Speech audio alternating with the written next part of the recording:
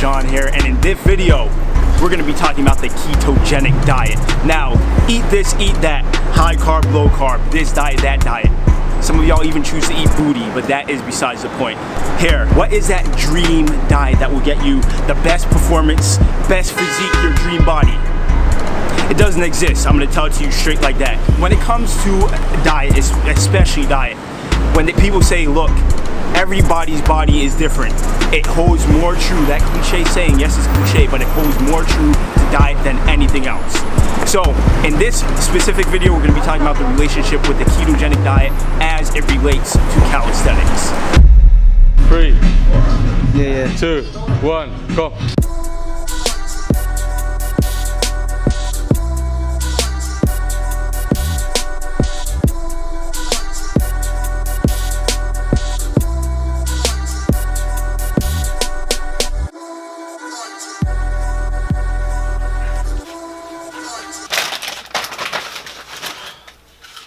First off, guys, do not undergo any extreme dieting without first getting the insight or advice or guidance of a qualified health professional. This video is for awareness purposes only, not telling you guys to do this diet. So in any diet, not just this diet, any diet, do not begin without the guidance or advice from a qualified health professional. All right, let's continue. So what is the ketogenic diet? So simply what it is a very, very low carb. And people are gonna disagree and be like, no, there's a difference. Let's get the gist of what I'm saying. It's a very low carb and high in healthy fat diet. When I say low carb, it's roughly less than 100 grams, sometimes even less than that, which would be equivalent to, I would say, roughly 3 slices of bread per day.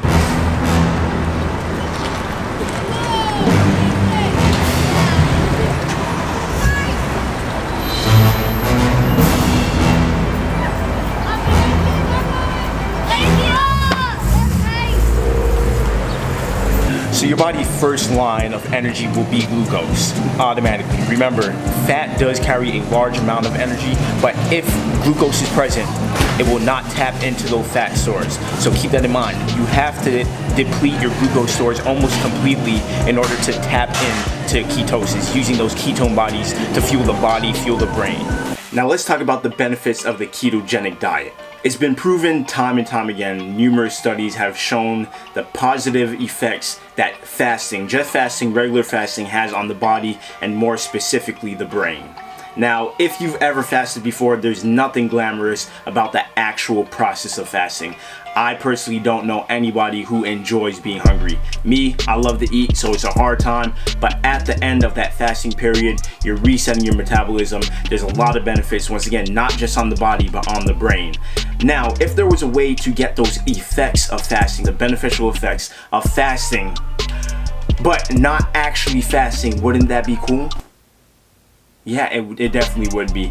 And ketosis has been able to show similar results through that diet as fasting. Now let's get a little bit more in depth as far as the brain. So in the early 1920s, there was a doctor by the name of Dr. Russell Wilder, among other doctors, and they performed extensive research on children with epilepsy using the ketogenic diet. So the results that came from these studies were the kids with the epilepsy, their conditions improved overall, their behavior improved, and it was shown that their mental clarity improved as well. So there's no mystery as far as that. When you hear people who have been on the ketogenic diet, I've attempted the ketogenic diet. I'm not gonna lie, it was hell when I started. What do they call it? The carb flu or something. When you first get into it, when I tell you, you get mood swings and all these stuff. And me personally, because I'm a performance athlete, and that's what we're gonna get into a little bit later as far as, remember, ketosis in relation to calisthenics. I'm gonna get into that, so let's not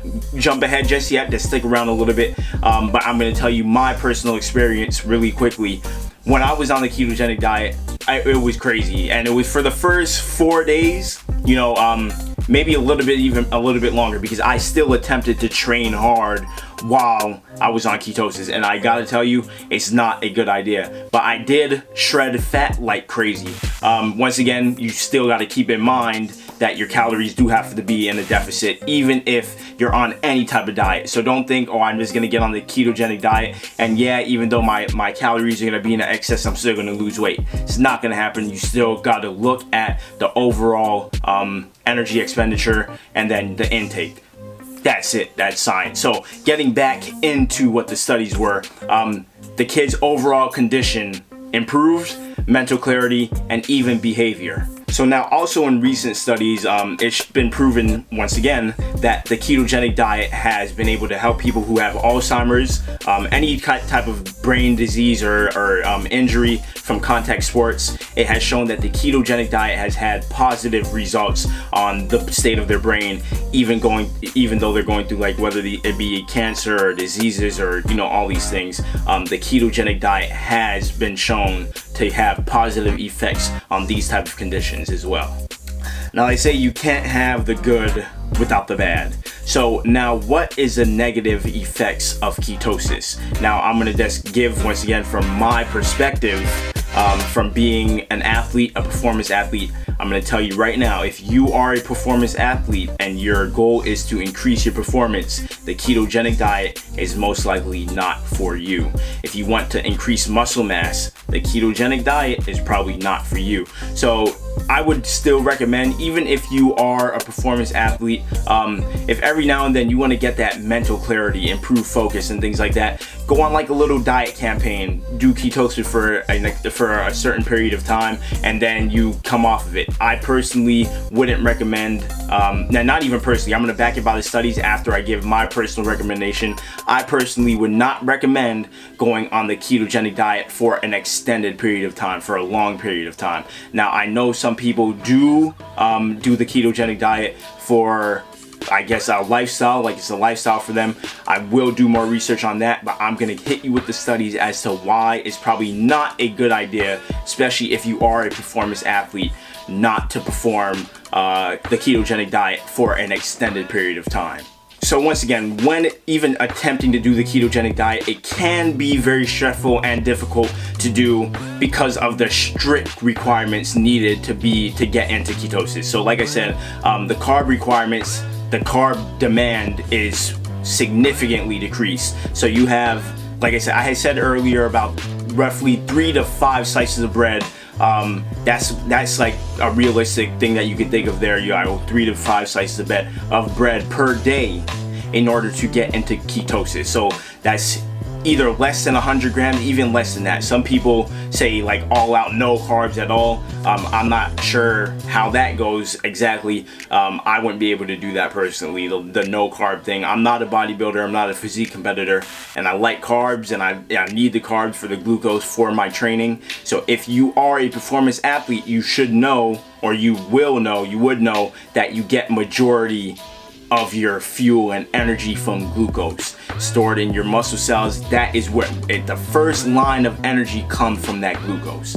So after that, when you're really trying to cut fat, shred body fat, all that stuff, yes, you have to put your calories in a deficit. How you proportion your macronutrients will greatly determine, your body composition and things like that. So that's another thing to keep in mind. So if you are a performance athlete, then your carb requirement will be a lot higher than someone who wants to cut fat. They're a pre-diabetic desk worker, someone who doesn't move around a lot.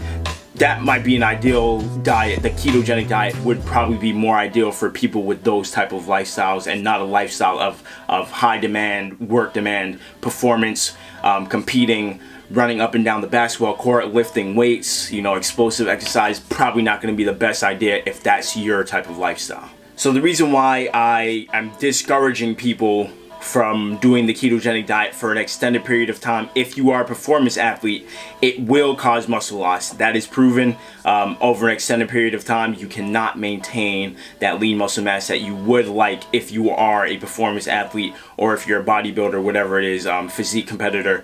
If your goal is to retain muscle mass, you probably don't want to do the ketogenic diet for an extended period of time.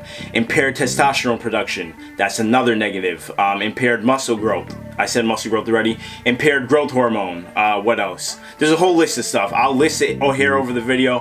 I'm not going to pretend like I remember everything, but there are a lot of negatives if you're doing it for an extended period of time and you are a performance athlete. So once again, this video in particular was showing the relation between the ketogenic diet and calisthenics or performance. So that's my recommendation. I'll list all the studies. I can always back it with the studies. I'm not going to tell you guys something that I actually did not research and look into myself. Yes, I might have my opinion on what I think or from my personal experience, but the studies do not lie.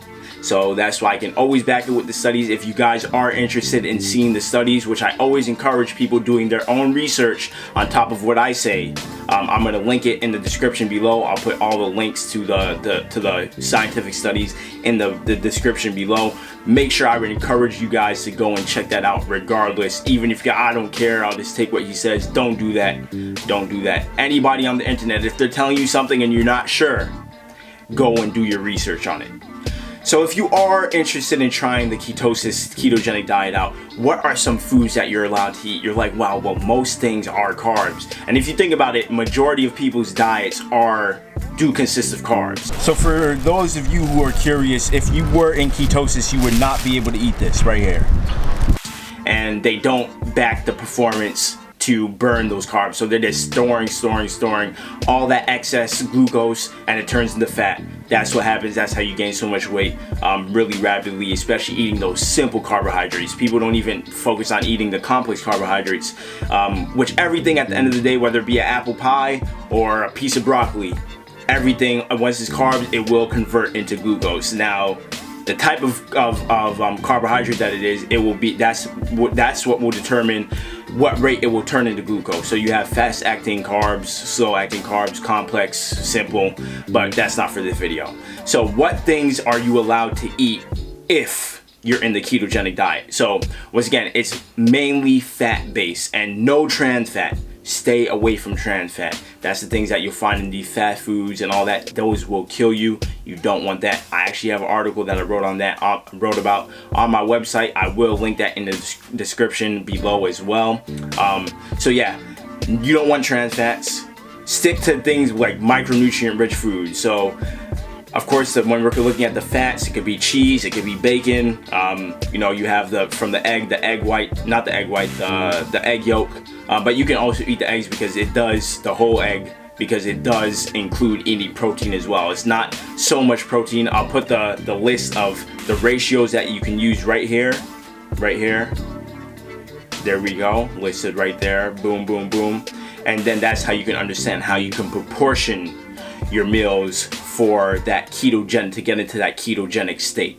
So once again, my personal opinion, for me, the ketogenic diet is very helpful as it comes to losing fat. If you want to lose fat, drop weight. If you do want that mental clarity, you want to focus, you need that resetting of your body, metabolism, things like that. So I would recommend it for a short period of time. And once again, guys, this is recommendations. I'm not telling you what to do. Definitely go and check with your personal healthcare provider, someone who's a registered dietitian or nutritionist, someone who can actually give you something specific to your needs. This is for awareness purposes, presenting to you guys if you were not aware of this diet before. Now you are. You can do more extended research here. If you want a video that we go in depth about the ketogenic diet, I will definitely go and do more research and bring you guys a video with more in-depth research. And once again, I like to do these things for myself before I even try. So before I even relay the information to you guys. That way I have more of a personal experience and it's easier for me to understand this is what you can expect. And like I said, for me, when I did try it, I was lightheaded, I was moody, I was all these things. But then after I think it was after a week, I started to feel better. I felt energized. I didn't feel hungry like as I would when I was like eating so much carbs. But also I got to keep in mind that I wasn't working out as hard the following week when I was on the ketogenic diet. So when I initially got on it, I was working out just as hard as I was even on my full carb diet. And personally, I don't have a diet right now. I usually don't have a diet, but I do like to test diets out to know what I do. So for the most part, the diet that I do follow as a lifestyle diet is intermittent fasting. I kind of like started doing it without really knowing it. Like I'm like, oh, I wouldn't eat for the first how many hours of the day until like 1 o'clock, and I'm like, oh man, I don't even feel that hungry. And the more I did it, I was able to not only perform well, but my physique, maintaining that lean muscle mass and whatnot. So I'll do a video on intermittent fasting for sure. That I could speak about, I know very well, because that is what I do. And I do recommend it to, you know, a lot of people, especially my clients. I recommend it to them because it's, the benefits of it is something that most people kind of do without even knowing they're doing it. But then when you are being particular and intentional, that means you're paying attention to more about the foods that you're eating, the type of foods, what they contain, and things like that. So you're not just eating anything like, oh, this is my first meal of the day, let me go and eat some donuts and pizza. No, that's not what you're gonna do. So guys, that is it for this video. I hope the information here, you were able to learn something from it. And once again, guys, if this is your first time here, be sure to check out the other videos on my channel. I'm sure you will find a lot of value there. We're always learning. That's what it's about. And guys, I know there's a lot of people out there who know a lot more than me, and I appreciate when you guys give your insight. So please, if you have insight, leave it in the comment section below. We're all here in this community to learn, help each other grow. Not, oh, I know more than this person, that person knows more than, no, we're here to help each other grow and reach our final form. So that's it. Make sure you like, share, and subscribe. See y'all in the next video.